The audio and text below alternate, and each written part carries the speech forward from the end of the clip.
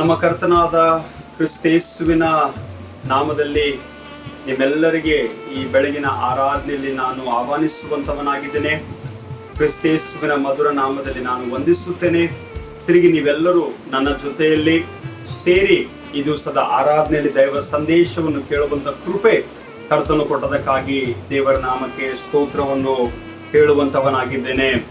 ಬಹಳ ದಿವಸಗಳಿಂದ ನಾವು ಈ ರೀತಿಯ ಆರಾಧನೆಯಲ್ಲಿ ನಾವು ಮುಂದೆ ಸಾಗ್ತಾ ಇದ್ದೇವೆ. ನಿಮ್ಮೆಲ್ಲರಿಗೆ ಗೊತ್ತಿರುವ ಹಾಗೆ ಈಗಾಗಲೇ ನಾವು ಈ ಒಂದು ವಿಪರೀತವಾದಂತಹ ಅನುಭವದ ಸುಮಾರು 5 ತಿಂಗಳಿನ ಸಮಯವನ್ನು ನಾವು ಕಾಲವನ್ನು ಕಳೆದಿದ್ದೇವೆ. 5 ತಿಂಗಳಿನಿಂದಾಗಲಿ ಅಥವಾ ಕಳೆದ ಅನೇಕ ದಿವಸಗಳಿಂದ ನಂಬಿಗಸ್ತನಾದಂಥ ನಮ್ಮ ದೇವರು ಮುಂದಿನ ದಿನಮಾನಗಳಲ್ಲಿ ಕೂಡ ನಮ್ಮ ಜೊತೆಯಲ್ಲಿ ನಮ್ಮ ಜೀವಿತದಲ್ಲಿ ನಂಬಿಗಸ್ತನಾಗಿರುವನು ಎಂಬ ಒಂದು ವಿಶ್ವಾಸದಲ್ಲಿ ನೀವೆಲ್ಲರೂ ನೆಲೆಗೊಂಡಿರಬೇಕೆಂಬುದಾಗಿ ನಿಮ್ಮನ್ನು ನಾನು ಪ್ರೇರೇಪಿಸುವಂತವನಾಗಿದ್ದೇನೆ. ಈಗಾಗಲೇ ಬಹಳ ದಿವಸಗಳಿಂದ ನಾವು ಪ್ರಾರ್ಥನೆ ಮಾಡ್ತಾ ಇದ್ದೆವು ಮತ್ತು ಅನ್ಲಾಕ್ನ ವಿಧವಾದಂತಹ ಒಂದು ಫೇಸ್ಗಳು ಪ್ರಾರಂಭವಾಗಿವೆ. ಅದರ ದೇವರ ನಾಮಕ್ಕೆ ಸ್ತೋತ್ರವಾಗಲಿ. ನಮ್ಮ ಭಾರತ ದೇಶಕ್ಕಾಗಿ ಪ್ರಾರಂಭವಾಗುವಂತ ಈ ಅನ್ಲಾಕ್ ಫೇಸ್ 4 ನಲ್ಲಿ ಅನೇಕ ಮಾರ್ಗಗಳನ್ನು ಸರ್ಕಾರದ ಮೂಲಕ ಮಾಡಿಕೊಡಲಾಗಿದೆ. ಆದ್ದರಿಂದ ಯಾವ ನಿರ್ದೇಶಗಳನ್ನು ಈ ಬರುವಂತ ತಿಂಗಳಿನಲ್ಲಿ ಕೂಡ ಸೆಪ್ಟೆಂಬರ್ ತಿಂಗಳಿನಲ್ಲಿ ಕೊಡಲಾಗಿದೆಯೋ ಅವೆಲ್ಲವುಗಳನ್ನು ಅನುಸರಿಸಿಕೊಂಡು ಹೋಗುವಂತ ಕೃಪೆ ದೇವರು ನಮಗೆ ಅನುಗ್ರಹಿಸಲಿ. ಮತ್ತು ಪ್ರತ್ಯೇಕವಾಗಿ ಮುಂಬೈ ಪ್ರಾಂತದಲ್ಲಿ ಇರುವಂತ ನಾವು ನಮ್ಮ ಸಭೆಯವರು ಬಹಳ ಬೇಗನೆ ದೇವರ ಆಲಯದಲ್ಲಿ ಹೋಗಿ ನಾವು ಆರಾಧಿಸುವಂತ ಒಂದು ಕೃಪಾಶೀರ್ವಾದ ದೇವರು ನಮಗೆ ನೀಡಲಿ ಎಂಬುದಾಗಿ ನಾವೆಲ್ಲರೂ ಕ್ರಿಸ್ತನ ನಾಮದಲ್ಲಿ ಎಂದೆಂದಿಗೂ ಪ್ರಾರ್ಥನೆಯಲ್ಲಿ ನೆಲೆಗೊಂಡಿರಬೇಕೆಂಬುದಾಗಿ ನಿಮಗೆ ನಾನು ಪ್ರೇರೇಪಿಸುವಂತವನಾಗಿದ್ದೇನೆ. ಒಂದು ಮುಖ್ಯವಾದಂತ ಸಂದೇಶ ನಾನು ಈ ದಿವಸ ಬೆಳಗ್ಗೆ ನಿಮ್ಮ ಮಧ್ಯದಲ್ಲಿ ತರಲಿಕ್ಕಿದ್ದೇನೆ. ನಾವು ವಾಕ್ಯವನ್ನು ಕೇಳೋದಕ್ಕಿಂತ ಮುಂಚೆ ನಾವೆಲ್ಲರೂ ತಲೆ ಬಾಗಿಸಿಕೊಳ್ಳೋಣ, ಪ್ರಾರ್ಥನೆ ಮಾಡೋಣ. ಪ್ರೀತಿ ಸ್ವರೂಪನಾದ ತಂದೆಯಾದ ದೇವರೇ, ನಿನ್ನ ನಾಮಕ್ಕೆ ಸ್ತೋತ್ರವಾಗಲಿ. ಎಲ್ಲಾ ಒಳ್ಳೆ ದಾನಗಳಿಗೆ ಮೂಲಕರ್ತನಾದಂತ ದೇವರು ನೀನು. ಕಷ್ಟಗಳಲ್ಲಿ, ಸಂಕಟದಲ್ಲಿ, ದುಃಖದಲ್ಲಿ, ಸಂತೋಷದ ಗಳಿಗೆಯಲ್ಲಿ, ಎಲ್ಲಾ ಪರಿಸ್ಥಿತಿಗಳಲ್ಲಿ ನಮ್ಮನ್ನು ನಡೆಸಿಕೊಂಡು ಹೋಗುವಂತ ದೇವರು, ನಮ್ಮನ್ನು ಕಾಪಾಡುವಾತನು, ನಮಗೆ ಬೇಕಾಗಿರುವಂತ ಸಹಾಯಗಳನ್ನು ಮಾಡುವಂತ ದೇವರೇ, ನಿನ್ನ ನಾಮಕ್ಕೆ ಸ್ತೋತ್ರವಾಗಲಿ. ಕರ್ತನೆ, ಈ ತಿಂಗಳಿನ ಕೊನೆಯ ಆರಾಧನೆಗೆ ನಾವು ಬಂದಿದ್ದೇವೆ ಸ್ವಾಮಿ. ಕಳೆದ 5 ತಿಂಗಳಿನಿಂದ ನಮ್ಮನ್ನು ಕಾಪಾಡ್ತಾ ಇದ್ದಿ, ನಡೆಸ್ತಾ ಇದ್ದಿ, ಬೇಕಾಗಿರುವಂತ ಎಲ್ಲ ಸವಲತ್ತುಗಳನ್ನು, ಅನುಕೂಲಗಳನ್ನು ಮಾಡಿಕೊಡ್ತಾ ಇದ್ದದಕ್ಕಾಗಿ ನಿನಗೆ ಕೋಟಿ ಸ್ತೋತ್ರಗಳನ್ನು ಹೇಳ್ತಾ ಇದ್ದೇವೆ ಸ್ವಾಮಿ. ಅನೇಕ ದೈವ ಸೇವಕರು, ಅನೇಕ ಸಭೆಗಳು, ಅನೇಕ ವಿಶ್ವಾಸಿ ಮಕ್ಕಳು ಕರ್ತನೆ ಈ ಒಂದು ಆನ್ಲೈನ್ ಸ್ತುತಿ ಸ್ತೋತ್ರದ ಸಬ್ಬತ್ ಆರಾಧನೆಗಳಲ್ಲಿ ಭಾಗವಹಿಸ್ತಾ ಇರುವಾಗ ಕರ್ತನೆ, ಈಗಾಗಲೇ ಅನೇಕರನ್ನು ಆಶೀರ್ವಾದ ಮಾಡಿದೆ, ಅನೇಕರ ಜೀವಿತಕ್ಕೆ ಶಾಂತಿ ಸಮಾಧಾನ ಕೊಟ್ಟಿದೆ. ಕೆಲವರು ದುಃಖದಲ್ಲಿ, ಕಣ್ಣೀರಿನಲ್ಲಿ, ನೋವಿನಲ್ಲಿ ಹಾದು ಹೋಗಿರಬಹುದು ಕರ್ತನೆ, ಆದ್ರೂ ನಿನ್ನ ಕೃಪೆ ಅವರಿಗೆ 2ರಷ್ಟು ಹೆಚ್ಚು ಮಾಡಿದಕ್ಕಾಗಿ ನಿನಗೆ ಸ್ತೋತ್ರ ಹೇಳುತ್ತೇನೆ. ಕೆಲಸ ಇರಲಾರದವರಿಗೆ ಕೆಲಸ ಕೊಟ್ಟಿದೆ, ನಿನಗೆ ಸ್ತೋತ್ರ. ಹಣದ ಕೊರತೆಯಲ್ಲಿ ಬಿದ್ದಂತವರಿಗೆ ದಾರಿಗಳನ್ನು ಮಾಡಿಕೊಟ್ಟು ಸ್ವಾಮಿ, ಅವರು ಸಂಪಾದಿಸುವಂತ ಒಂದು ಯೋಗ್ಯತೆ ಅವರಿಗೆ ಕೊಟ್ಟದಕ್ಕಾಗಿ ನಿನಗೆ ಸ್ತೋತ್ರವಾಗಲಿ. ಪ್ರಿಯ ಬಂಧು ಬಳಗದವರನ್ನು, ಆಪ್ತ ಸ್ನೇಹಿತರನ್ನು ಈ ದಿವಸಗಳಲ್ಲಿ ಭೇಟಿಯಾಗುವಂತ ಕೃಪೆ ಕೊಡೋದಕ್ಕಾಗಿ ನಿನಗೆ ಸ್ತೋತ್ರ ಸ್ವಾಮಿ. ಭಾರತ ದೇಶದಲ್ಲಿ ಎಷ್ಟು ವೇಗವಾಗಿ ಈ ರೋಗದ ಸಂಖ್ಯೆಯು ಹೆಚ್ಚಾಗ್ತಾ ಇದೆಯೋ ಸ್ವಾಮಿ, ಅದನ್ನು ನಾವು ನೋಡುತ್ತಿರುವಾಗ ಸ್ವಾಮಿ, ನಾವು ಯಾವ ರೀತಿಯಲ್ಲಿ ಭಯ ಪಡದಂತೆ, ಯಾವ ರೀತಿಯಲ್ಲಿ ನೊಂದುಕೊಳ್ಳದಂತೆ ಸ್ವಾಮಿ, ನಿನ್ನ ಮೇಲೆ ಭರವಸೆ ಬಿಟ್ಟು ನಿನ್ನನ್ನೇ ಆತುಕೊಂಡು ಸ್ವಾಮಿ, ನಿನ್ನ ಜೊತೆಯಲ್ಲಿ ನಾವು ನಡೆಯುವಂತೆ, ಧೈರ್ಯವಾಗಿ ಮುಂದೆ ಸಾಗುವಂತೆ, ಈ ಭಯಂಕರ ಈ ರೋಗ ಸ್ವಾಮಿ ನಾವು ಎದುರಿಸುವಂತ ಒಂದು ಶಕ್ತಿ ಕರ್ತನೆ ಎಲ್ಲಾ ಪ್ರಿಯ ಮಕ್ಕಳಿಗೆ ದಯಪಾಲಿಸು. ದೈವ ಸೇವಕರಿಗಾಗಿ, ಸಭೆಗಳಿಗಾಗಿ, ಸಭಿಕರಿಗಾಗಿ, ಎಲ್ಲರಿಗಾಗಿ ಸ್ತೋತ್ರ ಹೇಳುತ್ತೇನೆ. ಎಲ್ಲರನ್ನ ಆಶೀರ್ವಾದ ಮಾಡು ಸ್ವಾಮಿ. ಕೀರ್ತನೆಗಾರನು ಹೇಳುವ ಹಾಗೆ ಕರ್ತನೆ, ಸಣ್ಣವರು ಮೊದಲುಗೊಂಡು ದೊಡ್ಡವರ ಪರ್ಯಂತರ ಎಲ್ಲರನ್ನ ಆಶೀರ್ವದಿಸುವಂತ ದೇವರೇ, ನಿನ್ನ ಮಕ್ಕಳನ್ನು, ನಿನ್ನನ್ನು ನಂಬುವವರನ್ನು ಸ್ವಾಮಿ, ನಿನ್ನ ಮೇಲೆ ನಿರೀಕ್ಷೆ ಇಡುವವರನ್ನು ಸ್ವಾಮಿ, ನಿನ್ನ ಮೇಲೆ ಭರವಸೆ ಬಿಡುವಂತವರನ್ನು ಕರ್ತನೆ ನೀನೇ ಧೈರ್ಯಪಡಿಸಿ ಅವರ ಜೀವಿತವನ್ನು ಮುಂದುವರಿಸಿಕೊಂಡು ಈ ದಿವಸ ಯಾವ ದೈವ ಸಂದೇಶವನ್ನು ತರಲಿಕ್ಕಿದ್ದನೋ ನಾನಲ್ಲ ಸ್ವಾಮಿ, ಅದರ ನನ್ನ ಬಾಯಿಗೆ ನೀನು ಬಾಯಾಗಿ ನಮ್ಮೆಲ್ಲರ ಜೊತೆಲಿ ಮಾತನಾಡಿ ಆಶೀರ್ವಾದ ನೀಡಬೇಕೆಂಬುದಾಗಿ ಯೇಸು ಕ್ರಿಸ್ತನ ದಿವ್ಯ ನಾಮದಲ್ಲಿ ಪ್ರಾರ್ಥನೆಯನ್ನು ಬೇಡಿಕೊಳ್ಳುತ್ತೇವೆ. ಆಮೆನ್. ಲೂಕನು ಬರೆದ ಸುವಾರ್ತೆ 18ನೇ ಅಧ್ಯಾಯದಲ್ಲಿ ಕೆಲವು ಸಾಮ್ಯವನ್ನು, ದೃಷ್ಟಾಂತವನ್ನು ಯೇಸು ಸ್ವಾಮಿ ತಿಳಿಸುವಂತವನಾಗಿದ್ದಾನೆ. ಯಾವ ಭಾಗ ಲೂಕನು ಬರೆದ ಸುವಾರ್ತೆ 18ನೇ ಅಧ್ಯಾಯದ ಮೊದಲಿನ 2 ಭಾಗಗಳು ಒಂದು ವೇಳೆ ನಾನು ತಿಳಿಸಬೇಕಾಗಿದೆ, ಆದರೆ ಯೇಸು ಸ್ವಾಮಿ ಒಂದು ಪ್ರಾರ್ಥನೆಯ ವಿಶೇಷತ್ವದ ಬಗ್ಗೆ ಅಥವಾ ಪ್ರಾರ್ಥನೆಯ ವಿಷಯದಲ್ಲಿ ಯೇಸು ಸ್ವಾಮಿ 2 ದೃಷ್ಟಾಂತಗಳನ್ನು ಆತನು ತಿಳಿಸುವಂತವನಾಗಿದ್ದಾನೆ. ಮೊದಲನೆಯ ದೃಷ್ಟಾಂತ ಅನ್ಯಾಯಗಾರನಾದ ನ್ಯಾಯಾಧಿಪತಿಯ ವಿಷಯದಲ್ಲಿ ತಿಳಿಸುವಂತವನಾಗಿದ್ದಾನೆ. ಎರಡನೇದಾಗಿ ಫರಿಸಾಯನಾಗಲಿ ಅಥವಾ ಸುಂಕದವನಾಗಲಿ ದೇವರ ಆಲಯಕ್ಕೆ ಹೋಗುವಾಗ ಅಲ್ಲಿ ಸುಂಕದವನ ಪ್ರಾರ್ಥನೆಯನ್ನು ದೇವರು ಕೇಳಿದನೆಂಬುದಾಗಿ ವಾಕ್ಯ ತಿಳಿಸಲ್ಪಡುವಂತದ್ದಾಗಿದೆ. ಆದ್ರಿಂದ ಈ ದಿವಸ ಬೆಳಿಗ್ಗೆ ನಾವು ವಾಕ್ಯದಿಂದ ಏನ್ ಕಲ್ತ್ಕೊಳ್ಬೇಕೆಂಬುದಾಗಿ ಹೇಳುವಾಗ ಕೇಳಿಸ್ಕೊಳ್ರಿ, ನಾನು ಯಾವಾಗಲೂ ಪ್ರಶ್ನೆಗಳನ್ನು ಮಾಡ್ತಾ ಇರ್ತೀನಿ ಪ್ರಸಂಗ ಪ್ರಾರಂಭ ಮಾಡೋದಕ್ಕಿಂತ ಮುಂಚೆ. ಸೊ ಈ ದಿವಸ ಬೆಳಿಗ್ಗೆ ಒಂದು ಪ್ರಶ್ನೆ ನಾನು ನಿಮ್ಮ ಮಧ್ಯದಲ್ಲಿ ತರುವಂತವನಾಗಿದ್ದೇನೆ. लूका रचित सुसमाचार के 18वें अध्याय में 2 ऐसे भाग है जिसके बारे में प्रभु यीशु मसीह वर्णन करता है, जो प्रार्थना के महत्व के बारे में, प्रार्थना के विशेषता के बारे में प्रभु यीशु मसीह सिखाते हैं. एक जज है, जो न्यायाधीश है, उसके बारे में प्रभु यीशु मसीह बताते हैं, जो बुरा होने के बावजूद भी कुछ अच्छा कर रहा है. दूसरा जो है प्रार्थना का विषय, जो फरीसी है और चुंगी लेने वाला, और चुंगी लेने वाले की प्रार्थना को परमेश्वर सुनता है. अब सवाल ये है कि जो 18वें अध्याय के पहले वचन के आधार पर जो है एक वर्ड वहां पर लिखा गया, ಒಂದು ಶಬ್ದ, ಒಂದು ಪದ ಅಲ್ಲಿ ಬರೆಯಲ್ಪಟ್ಟಿದೆ. ಅದೇನಂತಂದ್ರೆ ಬೇಸರಗೊಳ್ಳದೆ ಯಾವಾಗಲೂ ಪ್ರಾರ್ಥನೆ ಮಾಡಿರಿ. नित्य प्रार्थना करना, हियाब ना छोड़ना, या फिर इन अदर वर्ड्स निराश ना होना. नित्य प्रार्थना करना, लगातार प्रार्थना करना, बिना रुके प्रार्थना करना. कन्नडದಲ್ಲಿ ಬೇಸರಗೊಳ್ಳದೆ ಪ್ರಾರ್ಥನೆ ಮಾಡ್ರಿ ಎಂಬುದಾಗಿ. अब आगे वचन में लिखा है कि निराश ना होते हुए. अब सुनिएगा ध्यान से, इंसान अपनी जिंदगी में निराश कभी होता है, इंसान अपने जिंदगी में हताश कभी होता है. इन अदर वर्ड्स, इंसान कब अपने लाइफ में थक जाता है. अब सुनिएगा ध्यान से, 5 महीने का जर्नी जो है बहुत सारे लोगों के लिए, हमारे भाषाओं में अगर इस वर्ड को मैं डालूं तो मैं ये कह सकता हूं कि लाइफ कुछ लोगों को बहुत कंटाला गया है. घर में रह के कंटाला गया है, कुछ काम नहीं कर पा रहे हैं, कंटाला गया है, ಬೇಸರಗೊಂಡು ಬಿಟ್ಟಿವೆ. ಬಹಳಷ್ಟು ವಿಷಯಗಳಿಗೋಸ್ಕರ ಮನೆಯಲ್ಲಿ ಇದ್ದುಕೊಂಡು ಬೇಸರವಾಗಿರಬಹುದು, ಕೆಲಸಗಳನ್ನು ಪಡಲಾರದೆ ಬೇಸರಗೊಂಡಿರಬಹುದು, ಅಥವಾ ಈ 5 ತಿಂಗಳಿನ ಲಾಕ್ಡೌನ್ ನ ಸ್ಥಿತಿಗತಿಗಳು ಇನ್ನೂ ಸರಿಯಾಗ್ತಾ ಇಲ್ಲ, ಇನ್ನು ದಾರಿಗಳಾಗ್ತಾ ಇಲ್ಲ, ಇನ್ನು ಮಾರ್ಗಗಳು ತೆರೀತಾ ಇಲ್ಲ, ಇನ್ನ ಪರಿಸ್ಥಿತಿಗಳು ಸುಧಾರಿಸ್ಕೊಳ್ತಾ ಇಲ್ಲ ಎಂಬುದಾಗಿ ಕೇಳಿ ನ್ಯೂಸ್ ಅಲ್ಲಿ ನೋಡಿ ಬಹಳ ಜನರು ಬೇಸರಗೊಂಡಿದ್ದೇವೆ. बहुत सारे लोग जो है हमारे इर्द गिर्द में होने वाले हालात को देखकर जो है हताश हो जाते हैं, निराश हो जाते हैं. बहुत से बार कुछ लोगों के हालात ऐसे हो जाते हैं, if you have to go to some government official offices में, गवर्नमेंट ऑफिसेस में अगर हमको जाना है, कुछ काम को पूरा करना है, अगर हमारे डॉक्यूमेंट सही नहीं है तो उस ऑफिसर के पास में, उस ऑफिस में जा जाकर जो है लोग थक जाते हैं.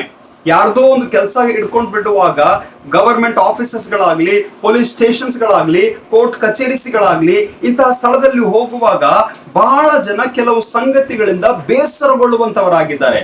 ಬೇಸರ ಎಂಬುದಾಗಿ ಹೇಳುವಾಗ ನೊಂದುಕೊಳ್ಳುವಂತವರಾಗಿದ್ದಾರೆ, ಬಹಳ ಮನಸ್ಸಿನಲ್ಲಿ ಚಿಂತೆ ಪಡುವಂತವರಾಗಿದ್ದಾರೆ.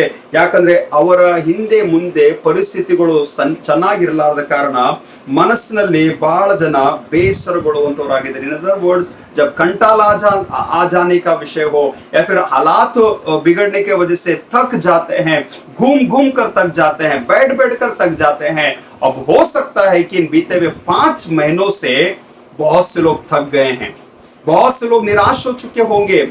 अब इस निराश और थकने के बीच में सुनिएगा, मैं बहुत ही स्पष्टता से मैं बोल दूं, लॉकडाउन के शुरुआत में बहुत ही उत्तेजना से, स्फूर्ति से लोग जो है परमेश्वर के वचन को सुन रहे थे. फेसबुक लाइव में जब प्रीच करते थे तो 20 से 25 लोग जो है जुड़कर वचन को सुनते थे.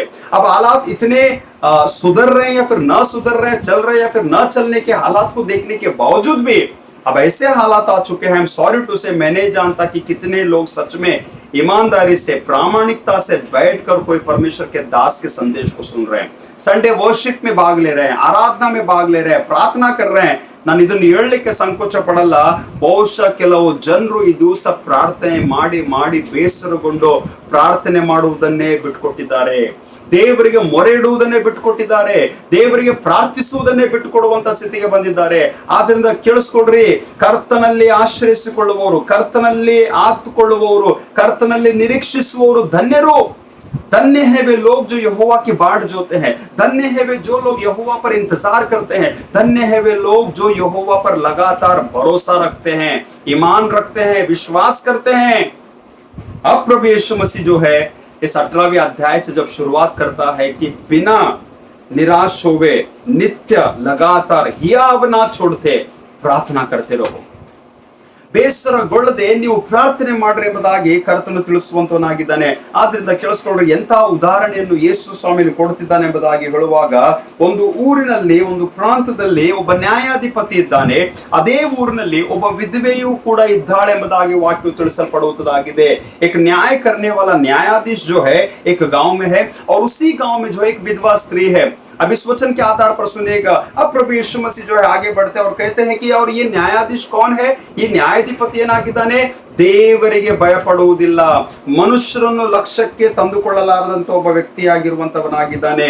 ನಾವು ಯೆಹೋವಾ परमेश्वर का भय मानता है, ना वो लोगों की फिक्र करता है, ना वो लोगों की चिंता करता है.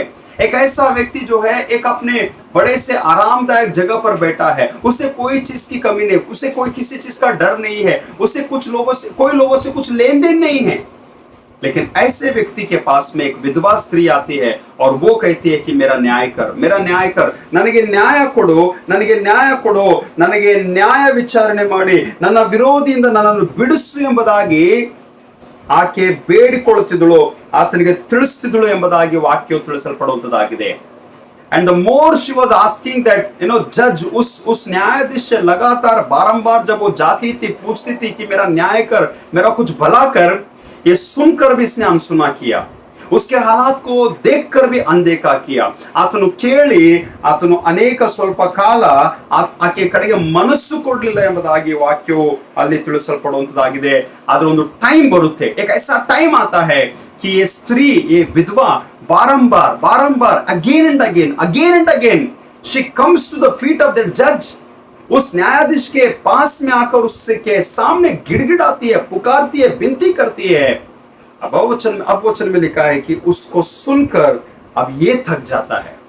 ಈ ನ್ಯಾಯಾಧಿಪತಿಯು ದಣಕೊಂಡು, ಕೇಳಿಸ್ಕೊಳ್ರಿ, ಈಕೆಗೆ ನಾನು ನ್ಯಾಯ ತೀರ್ಪು ಮಾಡಬೇಕು, ಈಕೆಗೆ ತೀರ್ಪನ್ನು ಸಲ್ಲಿಸಬೇಕು, ಕಡೆಗೆ ಬಂದು ನನ್ನನ್ನು ದಂಡಿಸಾಳು ಎಂಬುದಾಗಿ ತನ್ನೊಳಗೆ ಅಂದುಕೊಂಡನು ಎಂಬುದಾಗಿ 6ನೇ ವಚನದಲ್ಲಿ ಬರೆಯಲ್ಪಟ್ಟಿದೆ. 6वें वचन में लिखा है, अगर मैं इसका न्याय ना करूं, अगर मैं इसकी विनती को ना सुनो, अगर मैं इसका प्रार्थना का उत्तर ना दूं, अगर मैं इसकी दुआई को प्रत्युत्तर ना करूं, तो शायद ये बारंबार लगातार मेरे पीछे पड़ेगी, मुझसे मांग के तंग करेगी, मुझे परेशान कर देगी. She will trouble me lot. And that is the reason at the end जो है ये न्यायाधीश जो है उस विधवा स्त्री को न्याय दे देता है. अब प्रभु यीशु मसीह का एक आंसर सुनिएगा ध्यान से, ಕೇಳಿಸ್ಕೊಂಡ್ರೆ ಎಷ್ಟು ಚೆನ್ನಾಗಿ ವಾಕ್ಯ ಬರೆದಿದೆ. 7ನೇ ವಚನ, ದೇವರಾದುಕೊಂಡವರು ಆತನಿಗೆ, ಕೇಳಿಸ್ಕೊಂಡ್ರೆ, ಅನ್ಯಾಯಗಾರನಾದ, ಅವನು ಒಳ್ಳೆಯವನಾಗಿರ್ಲಿಲ್ರಿ, ಅನ್ಯಾಯಗಾರನಾದ ಈ ನ್ಯಾಯಾಧಿಪತಿ ಅಂದುಕೊಂಡದನ್ನು ಆಲೋಚಿಸಿಕೊಳ್ಳ್ರಿ. ದೇವರಾದುಕೊಂಡವರು ಆತನಿಗೆ ಹಗಲು ರಾತ್ರಿ ಮೊರೆ ಇಡುವಲ್ಲಿ ಆತನು ಅವರ ವಿಷಯದಲ್ಲಿ ತಡ ಮಾಡಿದರೂ ಅವರ ನ್ಯಾಯವನ್ನು ತೀರಿಸದೇ ಇರುವನೇ. एक बुरा व्यक्ति, एक अन्याय करने वाला व्यक्ति जो उस स्त्री के प्रति अगर कोई इच्छा जताकर अगर उसे प्रत्युत्तर दे सकता है, सोचेगा तुम्हारा परमेश्वर जो है उन लोगों के लिए जो लोग प्रभु की उपस्थिति में दिन और रात उसे की दुआई करते हैं, दिन और रात उसे मनन करते हैं, दिन और रात उसे पुकारते हैं, दिन और रात उससे प्रार्थना करते हैं, क्या वो उनकी प्रार्थना का उत्तर नहीं देगा? ಅವರ ಪ್ರಾರ್ಥನೆಯನ್ನು ಆತನು ಕೇಳದೆ ಇರುವನೆ, ಅವರಿಗೆ ನ್ಯಾಯವನ್ನು ತೀರಿಸದೆ ಇರುವನೆಂಬುದಾಗಿ ಯೇಸು ಸ್ವಾಮಿ ತಿಳಿಸುವಂತವನಾಗಿದ್ದಾನೆ. ನ್ಯಾಯ ತೀರಿಸುವಂತದ ವಿಷಯದಲ್ಲಿ ಆಗಿರಲಿ, ಪ್ರಾರ್ಥನೆಗೆ ಸದುತ್ತರ ಸಿಗುವಂತದರ ವಿಷಯದಲ್ಲಿ ಆಗಲಿ, ಪ್ರಾರ್ಥನೆಯ ಉತ್ತರವನ್ನು ಪಡ್ಕೊಳ್ಳೋದರ ವಿಷಯದಲ್ಲಿ ಆಗಲಿ, ನಮ್ಮ ದೇವರು ಆತನು ಮಾಡುವಂತವನಾಗಿದ್ದಾನೆ. Our God is a God who does. वो करने वाला परमेश्वर है, वो सुनने वाला परमेश्वर है, वो ಪ್ರತ್ಯುತ್ತರ देने वाला परमेश्वर है. ಆತನು ಪ್ರತ್ಯುತ್ತರವನ್ನು ನೀಡುವಂತ ದೇವರಾಗಿದ್ದಾನೆ ಎಂಬುದಾಗಿ ನಾವು ನೋಡುವಂತವರಾಗಿದ್ದೇವೆ.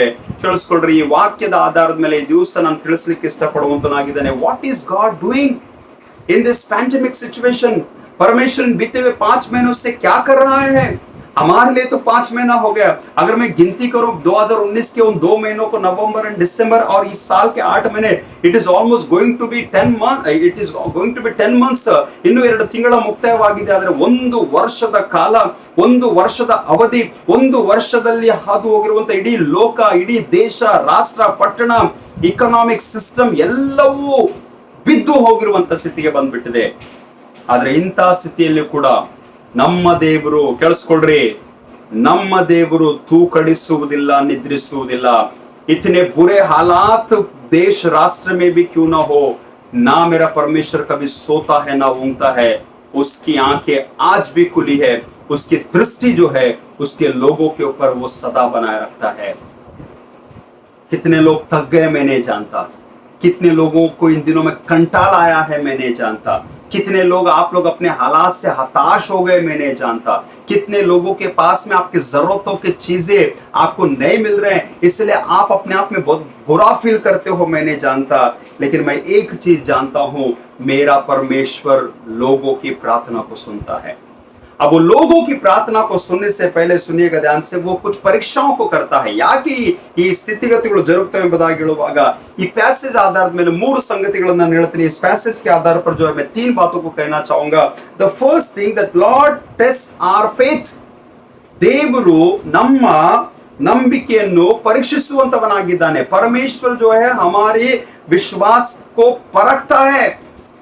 This is true.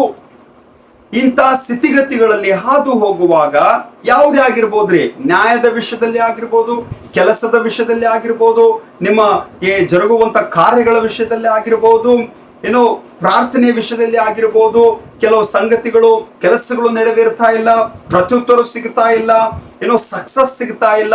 ಇಂಥ ಎಲ್ಲಾ ಸ್ಥಿತಿಗತಿಗಳಲ್ಲಿ ದೇವರು ನಾವು ಆತನ ಮೇಲೆ ಇಟ್ಟಂತ ನಂಬಿಕೆಯನ್ನು ಆತನು ಪರೀಕ್ಷಿಸುವಂತವನಾಗಿದ್ದಾನೆ. This is true.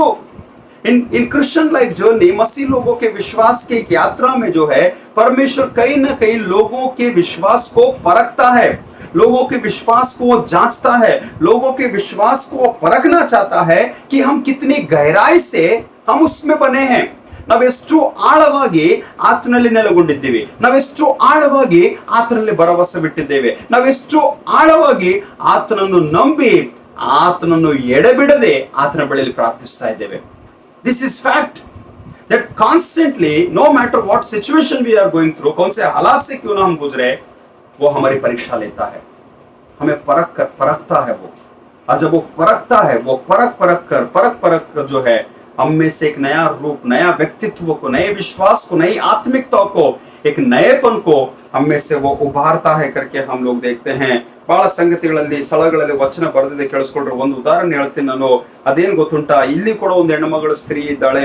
ಮತ್ತಾಯನ ಬರೆದ ಸುವಾರ್ತೆ 15ನೇ ಅಧ್ಯಾಯದಲ್ಲಿ ಆಕೆ ಕನ್ಯಾನ್ನದ ಸ್ತ್ರೀಯಳು ಎಂಬುದಾಗಿ ವಾಕ್ಯ ಬರೆಯಲ್ಪಟ್ಟಿದೆ. 15ನೇ ಅಧ್ಯಾಯ 21ರಿಂದ 28ನೇ ವಚನ. ಇಲ್ಲಿ ಈ ಸ್ತ್ರೀಯಳು ಬಂದು ಯೇಸು ಸ್ವಾಮಿ ಬಳಿಯಲ್ಲಿ ಬಂದು ಆಕೆ ಪದೇ ಪದೇ ಭಿನ್ನಯಿಸ್ತಾ ಇದ್ದಾಳೆ, ಪ್ರಾರ್ಥನೆ ಮಾಡ್ತಾ ಇದ್ದಾಳೆ. ಏನೋ ಮ್ಯಾಥ್ಯೂ ಚಾಪ್ಟರ್ 15 ವರ್ಸಸ್ 21 ಥ್ರೂ 28, 21ರಿಂದ 28ರವರೆಗೆ ನೋಡುವಾಗ, ಕಾನಾನ್ಯರವಳೊಬ್ಬಳು ಹೊರಟು ಸ್ವಾಮಿಗೆ ಬಳಿ ಬಂದು, ದಾವೀದನ ಕುಮಾರನೇ, ನನ್ನನ್ನು ಕರುಣಿಸು, ನನ್ನ ಮಗಳಿಗೆ ದೆವ್ವದ ಕಾಟ ಬಹಳವಾಗಿದೆ ಎಂದು ಕೂಗಿಕೊಂಡಳು. ये प्रभु यीशु मसीह के पास में आती है, उससे पुकारती है, उससे गुड़गिड़ाती है और प्रार्थना करती है कि मेरी बेटी को दुष्टात्मा पकड़ा हुआ है और तू कुछ कर, उसे चंगाई दे. ಪ್ರಭು ಯೇಸು ಮಸೀಹ್ उसे कुछ भी उत्तर नहीं दिए. ಕೇಳಿಸ್ಕೊಳ್ರಿ, ಆತನು ಆಕೆಗೆ ಏನು ಉತ್ತರ ಕೊಡ್ಲಿಲ್ಲ. आप में से कोई है जो अपने जिंदगी में ऐसे सोचे हैं कि परमेश्वर ने आपकी प्रार्थना का उत्तर नहीं दिया? कितने दिन तक नहीं दिया, कितने समय तक नहीं दिया, कितने साल तक नहीं दिया, ये आप सवाल कीजिएगा. उस हालात को आप अपने सामने लेकर आइएगा. Is there any of you who felt that God is not listening to me, God is not responding me, ದೇವರು ನನಗೆ ಸದುತ್ತರ ಕೊಡ್ತಾ ಇಲ್ಲ ಎಂಬುದಾಗಿ ನೀವು ಆಲೋಚನೆ ಮಾಡುತ್ತಿದೆ? ಆದ್ರೆ ಕೇಳಿಸ್ಕೊಳ್ರಿ, ಶಿಷ್ಯರು ಹೇಳ್ತಾರೆ, ನಮ್ಮ ಹಿಂದೆ ಕೂಗಿಕೊಂಡು ಬರ್ತಾ ಇದ್ದಾಳೆ ಸ್ವಾಮಿ, ಆಕೆಯನ್ನು ಕಳಿಸಿಕೊಡು ಎಂಬುದಾಗಿ ಬೇಡಿಕೊಂಡಾಗ ಆತನು ಹೇಳ್ತಾನೆ, ತಪ್ಪಿಸಿಕೊಂಡ ಕುರಿಗಳಂತಿರುವ ಇಸ್ರಾಯೇಲನ ಮನೆತನದವರ ಬಳಿಗೆ ಹೊರತು ಮತ್ತಾರ ಬಳಿಗೂ ನಾನು ಕಳಿಸಲ್ಪಟ್ಟವನಲ್ಲ ಅಂದನು. ಆಕೆ ಬಂದು ಆತನಿಗೆ ಅಡ್ಡ ಬಿದ್ದು, ಸ್ವಾಮಿ, ನನಗೆ ಅನುಗ್ರಹ ಮಾಡು, ಮುझ पर दया कर करके जब उसने पुकारा तब प्रभु यीशु मसीह कहते हैं, ಆತನು ಹೇಳುವಂತವನಾಗಿದ್ದಾನೆ, ಮಕ್ಕಳು ತಿನ್ನುವ ರೊಟ್ಟಿಯನ್ನು ತಕ್ಕೊಂಡು ನಾಯಿ ಮರಿಗಳಿಗೆ ಹಾಕುವುದು ಸರಿಯಲ್ಲ ಎಂದು ಉತ್ತರ ಕೊಡಲು ಆಕೆ ಹೇಳ್ತಾಳೆ ಸ್ವಾಮಿಗೆ, ಸ್ವಾಮಿ, ಯಜಮಾನರ ಮೇಜಿನಿಂದ ಬೀಳುವ ರೊಟ್ಟಿಯ ತುಂಡುಗಳನ್ನು ತಿನ್ನುತ್ತಾವಲ್ಲ, ನಾಯಿಗಳಂತೂ ತಮ್ಮ ಯಜಮಾನರ ಮೇಜಿನಿಂದ ಬೀಳುವ ರೊಟ್ಟಿಯ ತುಂಡುಗಳನ್ನು ತಿನ್ನುತ್ತಾವಲ್ಲ ಅಂದಳು. ಆಗ ಯೇಸು ಆಕೆಗೆ, ಅಮ್ಮ, ನಿನ್ನ ನಂಬಿಕೆ ಬಹಳ ದೊಡ್ಡದು, ನಿನ್ನ ಮನಸ್ಸಿನಂತೆ ಆಗ್ಲಿ, ಹೋಗು ಎಂಬುದಾಗಿ ಉತ್ತರ ಕೊಟ್ಟನು. ನಿನ್ನ ಮನಸ್ಸಿನಂತೆ ಆಗ್ಲಿ ಎಂಬುದಾಗಿ ಹೇಳುವಾಗ ಆಕೆ ಹಿಂತಿರುಗಿ ಹೋಗಿ ನೋಡುವಾಗ ಆಕೆಯ ಮಗಳಿಗೆ ಹಿಡಿದಂತ ದೆವ್ವದ ಕಾಟ ಬಿಟ್ಟು ಹೋಗಿತ್ತು ಎಂಬುದಾಗಿ ನೋಡುವಂತರಾಗಿದ್ದೇವೆ. आप लोग सोच सकते हैं कि एक तो ये वचन तो ये घटना तो इट्स ಮೂಮೆಂಟ್ ಆಫ್ ಟೈಮ್ का होगा, ಕೆಲವು ಕ್ಷಣಗಳಲ್ಲಿ ಜರುಗಿರುವಂತ ಘಟನೆ ಆಗಿರ್ಬೋದು. ಆದ್ರೆ ಎಷ್ಟು ಕ್ಷಣ, ಎಷ್ಟು ಹೊತ್ತು ಆಕೆ ಸ್ವಾಮಿಯಿಂದ ಬಿದ್ದಳು, ಸ್ವಾಮಿಗೆ ಬೇಡ್ಕೊಂಡ್ಳು. ಯಾವುದೋ ಒಂದು ರೀತಿಯಲ್ಲಿ ಯೇಸು ಸ್ವಾಮಿ ಆಕೆಯ ಪರೀಕ್ಷೆ ಮಾಡಿದ. ಮಕ್ಕಳಿಗೆ ಹಾಕುವಂತ ರೊಟ್ಟಿ ತುಂಡುಗಳನ್ನು ತೆಗೆದುಕೊಂಡು ನಾಯಿ ಮರಿಗಳಿಗೆ ಹಾಕುವುದು ಸರಿಯಲ್ಲ ಎಂಬುದಾಗಿ ಹೇಳುವಾಗ, ಆದ್ರೆ ಆ ಮಕ್ಕಳು ತಿನ್ನುವಂತ ರೊಟ್ಟಿ ತುಂಡು ಒಂದು ವೇಳೆ ನೆಲದ ಮೇಲೆ ಬಿದ್ದರೆ ಆ ನಾಯಿಗಳು ತಿಂತಾವಲ್ಲ ಎಂಬುದಾಗಿ ಹೇಳುವಾಗ, ಆ ಸ್ಥಾನಕ್ಕೆ ಆಕೆ ತಂದ ಕಾರಣ ಆಕೆಯು ತನ್ನ ನಂಬಿಕೆಯಲ್ಲಿ ಪಾಸ್ ಆದಳು ಎಂಬುದಾಗಿ ನೋಡುತ್ತೇವೆ. ಆದ್ರಿಂದ ನಿನ್ನ ನಂಬಿಕೆ ಅಂತ ನಿನಗಾಗಲಿ ಎಂಬುದಾಗಿ हम समझ सकते हैं when it comes to have faith, ನಂಬಿಕೆ ಎಂಬುದಾಗಿ ಹೇಳುವಾಗ ನಮ್ಮ ನಂಬಿಕೆಯನ್ನು ಅನೇಕ ಸಲ ದೇವರು ಪರೀಕ್ಷಿಸುವಂತವನಾಗಿದ್ದಾನೆ. परमेश्वर हमारे विश्वास की परीक्षा लेता है. कितना गहरा विश्वास है, कितना मजबूत विश्वास है, कितना बड़ा विश्वास है. ऑफकोर्स हम वचन तो सुने हैं कि राई के दाने के बराबर भी विश्वास होगा. जो भी तुम मांगो तुम्हारे लिए होगा. ಸಾಸಿವೆ ಕಾಳಷ್ಟು ನಂಬಿಕೆ ಇದ್ರೆ ಸಾಕು, ಬೇಕಾದನ್ನು ಬೇಡಿಕೊಳ್ಳ್ರಿ, ನಿಮಗೆ ದೊರಕುವುದು ಎಂಬುದಾಗಿ ಯೇಸು ಸ್ವಾಮಿ ವಾಗ್ದಾನ ಮಾಡಿದನ್ರಿ. ನಂಬಿಕೆಯಲ್ಲಿ ದೃಢವಾಗಿರ್ರಿ, ಕಾನ್ಸ್ಟೆಂಟ್ಲಿ ಬೇಡ್ತಾ ಇರ್ರಿ, ಬೇಸರಗೊಳ್ಳದೆ ಕರ್ತನಲ್ಲಿ ಭರವಸೆ ಬಿಟ್ಟು ನಂಬಿಕೆ ಇಡ್ರಿ. ಆತನು ಎಲ್ಲವನ್ನು ಸದುತ್ತರವನ್ನು ದಯಪಾಲಿಸುವಂತವನಾಗಿದ್ದಾನೆ. ಎರಡನೇದಾಗಿ, ಲಾರ್ಡ್ ಟೆಸ್ಟ್ ಆರ್ ಪೇಷನ್ಸ್, ದೇವರು ನಮ್ಮ ತಾಳ್ಮೆಯನ್ನು ಪರೀಕ್ಷಿಸುವಂತವನಾಗಿದ್ದಾನೆ. परमेश्वर हमारे धीरज की परीक्षा लेता है. And when it comes to धीरज, ताಳ್ಮೆ, पेशेंस ಎಂಬುದಾಗಿ ಹೇಳುವಾಗ, how long you are waiting. अब ये वेटिंग जो वर्ड है ना, ये बहुत सारे लोगों को पसंद नहीं है. मैं समझ सकता हूँ. आई टेल यू, मैं मेरे पास कुछ ऐसे अनुभव है जहां पर मैंने बहुत देर तक लंबे समय तक जो है कुछ काम को पूरा करने के लिए मैंने इंतजार किया. I have waited for some places. कुछ जगहों में इंतजार किया, कुछ ऑफिसेस में मैंने इंतजार किया, कुछ लोगों के सामने मैंने इंतजार किया, हालात को सुधरते हुए देखने के लिए इंतजार किया. Waiting is something very precious and that gives us strength and gift of patience. ಕಾದುಕೊಳ್ಳುವಂಥದ್ದು, ಕಾಯುವಂಥದ್ದು, ತಾಳ್ಮೆಯಿಂದಿರುವಂಥದ್ದು, ಕ್ರಿಸ್ತನ ಮೇಲೆ ನಂಬಿಕೆ ಇಟ್ಟು ನಾವು ಕಾಯುವಂಥದ್ದು ಬಹಳ ಅಗತ್ಯ ಎಂಬುದಾಗಿ. Lord test our patience. ಎಷ್ಟು ತಾಳ್ಮೆಯಿಂದ ಇದ್ದೀವ್ರಿ. ಕೆಲವು ದಿವಸಗಳ ಹಿಂದೆ, if you remember the previous sermon, मैंने कहा कि ವಿಶ್ವಾಸಿयों का क्वालिटीज होता है. ವಿಶ್ವಾಸಿಗಳ ಹತ್ರ ಕೆಲವು ಕ್ವಾಲಿಟೀಸ್ ಗಳಿದ್ದಾವೆ. ನಿಜವಾದಂತ ಕ್ರೈಸ್ತ ವಿಶ್ವಾಸಿಯಾಗಿದೆ ಆದ್ರೆ ಅನೇಕ ಗುಣ ಲಕ್ಷಣಗಳಿಂದ ತುಂಬಿದಂತವರಾಗಿದ್ದೇವೆ. ಈ ಕ್ರೈಸ್ತ ವಿಶ್ವಾಸದಲ್ಲಿ ಕೆಲವರಿಗೆ ಈ ಗುಣ, ಈ ಸ್ವಭಾವ, ಈ ನಡತೆ ಇರುವಂತದ್ದು ಬಹಳ ಅಗತ್ಯ. ಅದೇನಂತಂದ್ರೆ ತಾಳ್ಮೆ, ದೀರ್ಘ ಶಾಂತಿ. ಕ್ರಿಸ್ತನು ಆ ತಾಳ್ಮೆಯನ್ನು ಪರೀಕ್ಷಿಸುವಂತವನಾಗಿದ್ದೇವೆ. ಎಷ್ಟು ತಾಳ್ಕೊಳ್ತೀವೋ ಅಷ್ಟು ಒಳ್ಳೆಯದು. ಯಾಕಂದ್ರೆ ವಾಕ್ಯದಲ್ಲಿ ಹೇಳಿದೆ, ತಾಳಿಕೊಳ್ಳುವವರು ಧನ್ಯರು ಎಂಬುದಾಗಿ ವಾಕ್ಯ ತಿಳಿಸುವಂತದ್ದಾಗಿದೆ. एक और घटना सुनिएगा, लूक रचित सुसमाचार के 11वें अध्याय में अगर आप आते हैं, ಲೂಕನು ಬರೆದ ಸುವಾರ್ತೆ ಅದೇ 11ನೇ ಅಧ್ಯಾಯದಲ್ಲಿ ಬರಬೇಕಾಗಿದೆ. ಆದ್ರೆ ಒಬ್ಬವನು ಬಂದು ಒಬ್ಬರ ಮನೆಯನ್ನು ಕದವನ್ನು ತಟ್ಟುವಂತವನಾಗಿದ್ದಾನೆ. ಏಕಕ್ಕೆ दरवाजे को आकर वो खटखटाता है, और जब वो खटखटाता है तो अपने दोस्त के पास में आकर कहता है कि देख, मेरा कोई दोस्त सफर कर रहा था, ಒಬ್ಬ ಗೆಳೆಯ ಪ್ರಯಾಣ ಮಾಡ್ತಾ ಇದ್ದ, ಮನೆಯಿಂದ ಹಾದು ಹೋಗ್ತಾ ಇದ್ದ, ಅವನಿಗೋಸ್ಕರ ಒಂದು ಮೂರು ರೊಟ್ಟಿಗಳನ್ನು ಕಡವಾಗಿ ತಕ್ಷಣ ಕೊಡು ಎಂಬುದಾಗಿ ಕೇಳುವಾಗ, ಇವನು ಒಳಗಿಂದ ಫ್ರೆಂಡ್ ಬಾಗಿಲ ಕದವನ್ನು ತೆರೆದಂತೆ, एक दोस्त आया है, वो रोटी मांगता है, और जिससे रोटी मांगता है उसका दरवाजा बंद है, सो चुका है, देर रात मध्यरात्रि के समय आया होगा, ಮಧ್ಯರಾತ್ರಿಯಲ್ಲಿ ಬಂದು ಬೇಡ್ಕೊಳ್ತಿರ್ಬೋದು. ಆದ್ರೆ ಆತನ ಏನ್ ಹೇಳ್ತಾನೆ ಗೊತ್ತುಂಟ, ಕದವನ್ನು ತೆರೆಯದಂತೆ, बिना डोर ओपन किए वो अंदर से आवाज देता है, देख मेरे बच्चे सो रहे हैं, हम लोग सो चुके हैं, ನಾವೆಲ್ಲರೂ ಮಲ್ಕೊಂಡಿವಿ, ನನ್ನ ಮಕ್ಕಳು ಮಲ್ಕೊಂಡಾರ, ದಯಮಾಡಿ ನಮಗೆ ತೊಂದರೆ ಕೊಡಬೇಡ, ದಯಮಾಡಿ ನಮಗೆ ಪರೇಶಾನ್ ಮಾಡಬೇಡ, ದಯಮಾಡಿ ನಮಗೆ ಡಿಸ್ಟರ್ಬ್ ಮಾಡಬೇಡ, ನೀನು ಹೋಗು ಎಂಬುದಾಗಿ ಆತನಿಗೆ ಪದೇ ಪದೇ ಹೇಳಿದಂತ ವಾಕ್ಯದಲ್ಲಿ ಬರೆದಿದೆ. ಆದ್ರೆ ಹೊರಗಡೆ ನಿಂತ ಸ್ನೇಹಿತನು ಕಾಯ್ತಾ ಇದ್ದಾನೆ. ಈ still waiting. He will open the door, वो दरवाजा खोलेगा, वो जरूर खोलेगा. वो मेरा दोस्त है, वो मेरा फ्रेंड है, वो मेरी परिस्थिति को समझेगा, वो मेरे जरूरत को समझेगा, क्योंकि वो जरूरत सिर्फ मेरे नहीं लेकिन मेरे साथ में मेरे एक और दोस्त की है जो रास्ते में सफर करके आया है.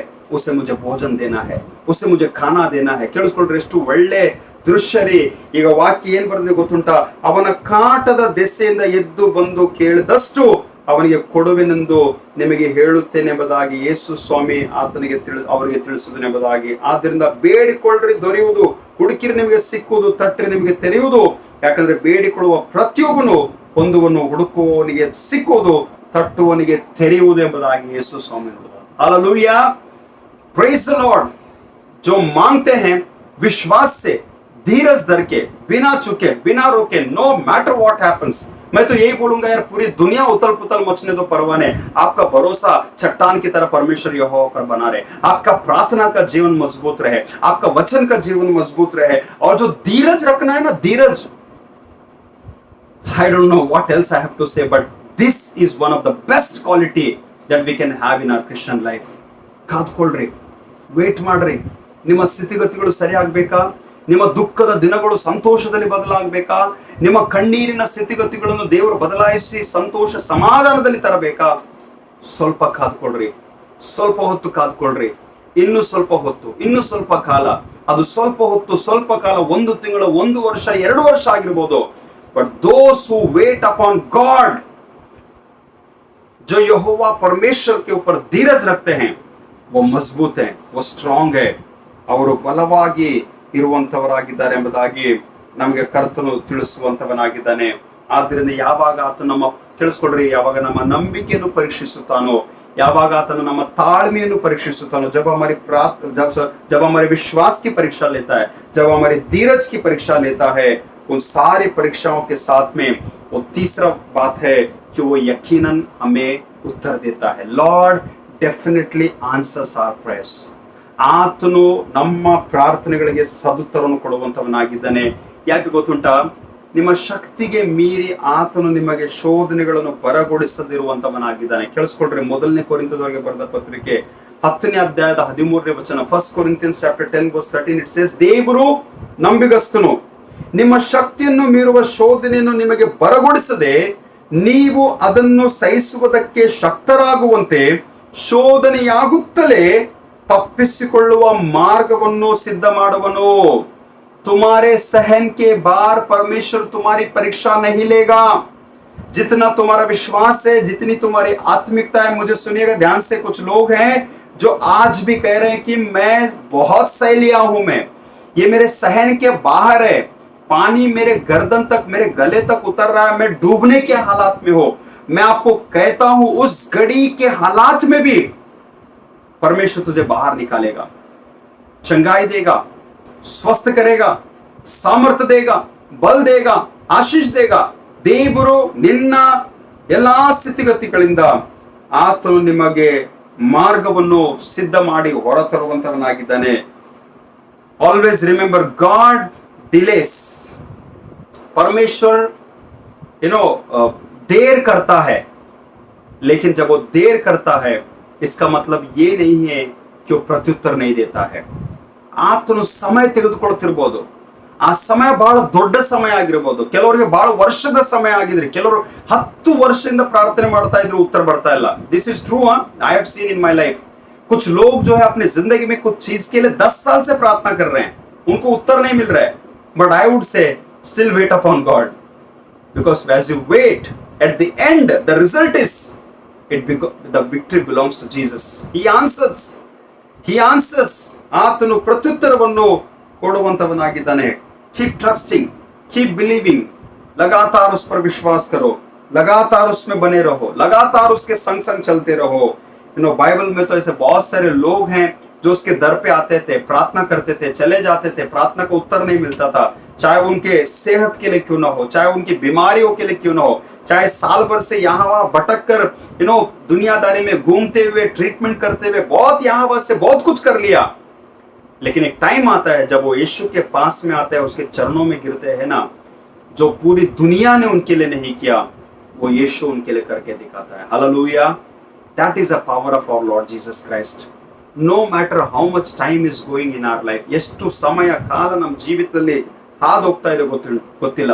ಈ ಪ್ಯಾಂಡಮಿಕ್ ಸಿಚುವೇಶನ್, ಈ ಬಹಳ ದೊಡ್ಡ ಘೋರ ವ್ಯಾಧಿ ಎಷ್ಟು ದಿನ ಕಾಲ, ಬಹಳ ಜನ ಅಂತಾರ್ರಿ, I still wonder, I don't know how, I still wonder कि लोगों के जुबान से क्यों निकलते. अब ये चलता रहेगा बस ऐसे, दिसंबर तक चलता रहेगा, नवंबर तक चलता रहेगा, बस हो गया. अभी मेरे को ऐसा लगता है कि ऐसे लोग ना प्रार्थना करना छोड़ दिए, ऐसे लोग परमेश्वर पर विश्वास करना छोड़ दिए, क्योंकि हमारी प्रार्थना में ये विश्वास होना, ये आत्मिकता होना, ये सच्चाई होना है, ये प्रयास होना है, ये लगन होना है, लॉर्ड यीशु के नाम में प्रभु ये बीमारी मिट जाए, यीशु के नाम में बीमारी का नामो निशान मिट जाए. पिता, ये धरती प्रभु, ये दुनिया प्रभु, ये संसार के लोगों को तू शुद्ध कर, तेरे लहू से धो दे प्रभु, तू चंगाई दे पिता, तू मेडिसिन को लेकर आ, तू वैक्सीन को तैयार कर पिता. कितना भ्रष्टाचार हो रहा है, कितना बुराई हो रहा है, कितना अन्याय हो रहा है, कितना झूठ का सहारा हो रहा है, लिया जा रहा है, कितना बुरे रॉन्ग रिपोर्ट्स को तैयार किया जा रहा है, कितना पैसा कितने लोग कमा रहे हैं इन दिनों में, मैं नहीं जानता, लेकिन one thing I know, my God is on the throne. मेरा परमेश्वर सिंहासन के ऊपर विराजमान है, और जब वो सिंहासन पर विराजमान है, सारा आदर, महिमा, प्रशंसा, अधिकार, everything belongs to him.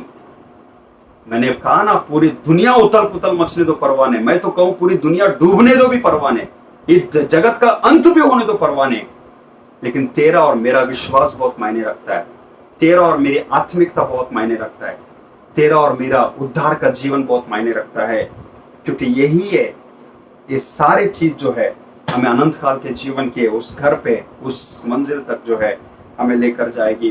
Because at the end Lord is waiting to answer your prayers, that's it. ದೇವರು ನಿನ್ನ ಪ್ರಾರ್ಥನೆಗಳಿಗೆ ಸದುತ್ತರ ಕೊಡಬೇಕೆಂಬುದಾಗಿ ಕಾಯ್ತಾ ಇದ್ದಾನ. ನೀನು ಕಾಯಬೇಕು, ನೀನು ನಂಬಬೇಕು, ನೀನು ಪ್ರಾರ್ಥನೆ ಮಾಡಬೇಕು, ನಾನು ಪ್ರಾರ್ಥನೆ ಮಾಡಬೇಕು.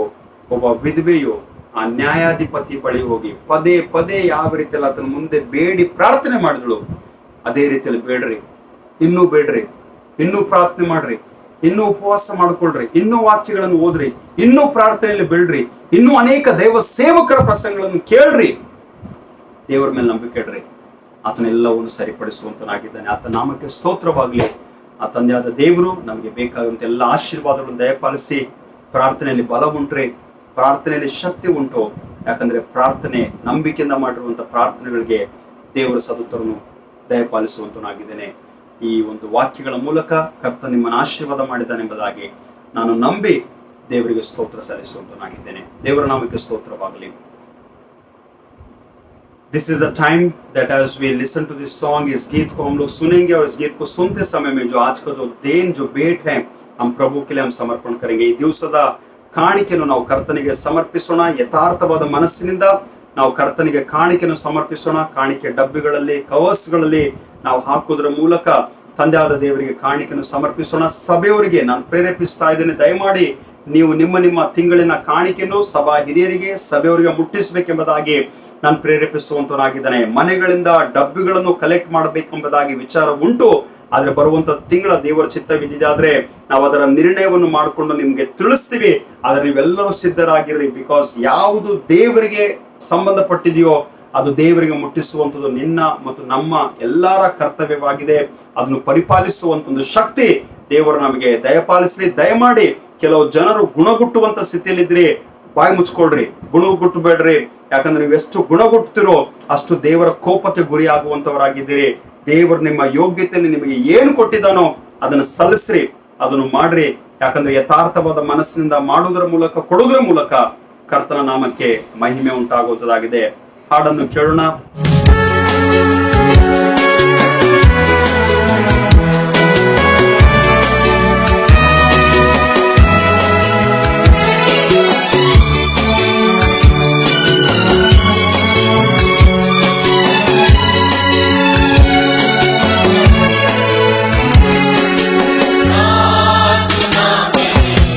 Thank you.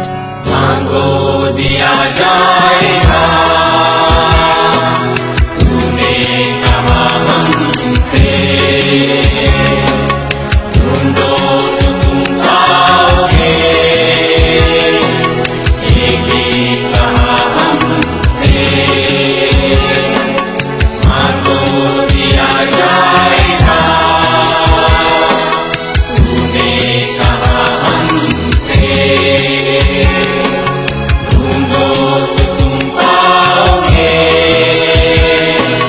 ये भी कहा हमसे। कष्ट घटाओ तो खोला जाएगा, तूने कहा हमसे पूरा हो वादा, पूरा हो वादा। प्रार्थना में जो भी मांगे, प्रार्थना को सुन, विश्वास योग्य है तू प्रभु, प्रार्थना को सुन।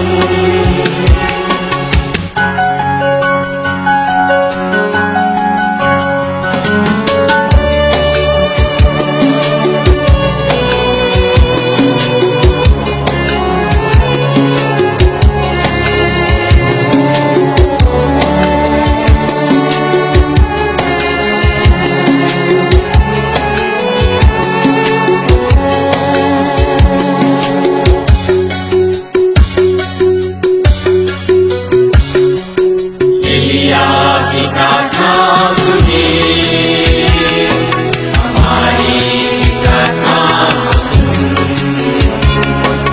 दानियल की प्रार्थना सुनिए, हमारी प्रार्थना को सुन। एलिया की प्रार्थना सुनिए, हमारी प्रार्थना को सुन।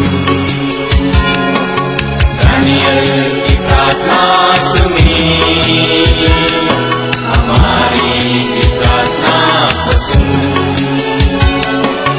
ये है हमारा विश्वास,